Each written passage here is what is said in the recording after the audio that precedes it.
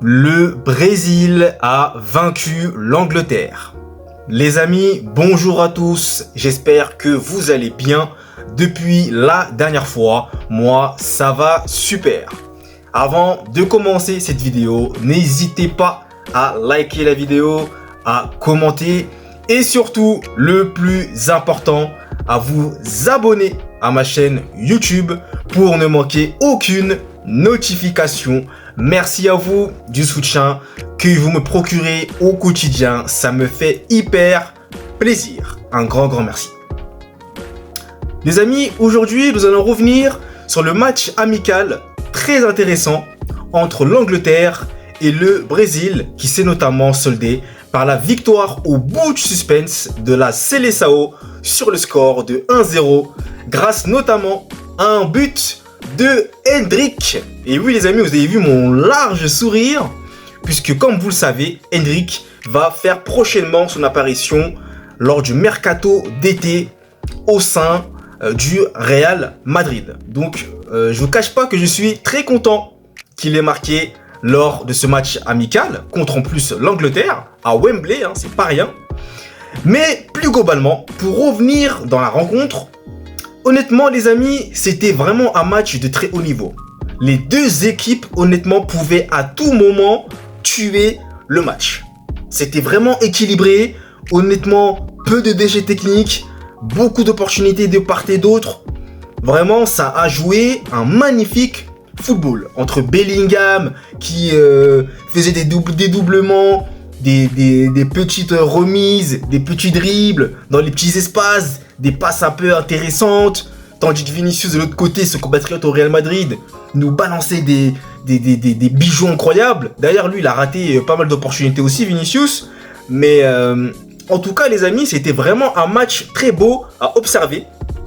Et faut d'ailleurs noter que Harry Kane n'était pas présent lors de ce match-là. Mais les amis, ce qu'il faut retenir, c'est que Endrick, pour sa première titularisation, on va dire, lors d'un match amical contre l'Angleterre, a fait ses preuves en marquant ce but de renard des surfaces, grâce notamment à Vinicius qui avait buté dans un premier temps sur le gardien. C'est lui qui reprend et vous voyez la détermination, la rage qu'il a lorsqu'il inscrit ce but-là. Ça fait vraiment du bien, c'est bien pour lui, ça va le mettre en confiance et surtout, eh bien, ça les amis, nous on observe, fin du Real Madrid, Endrick, c'est notre futur pépite, je l'espère en tout cas, mais ça s'annonce très très glorieux pour la suite. Sinon également les amis, Paqueta aussi, Paqueta a été énormissime. Paqueta vraiment il est somptueux. C'est vraiment un joueur de très haut niveau également, je tiens à le dire, il a été incroyable encore une fois lors de ce match-là. Donc les amis, c'est vrai que ce match-là me faisait moi pour ma part rappeler le quart de finale de Coupe du Monde 2002, bon je n'avais que 1 an, hein, vous vous doutez bien.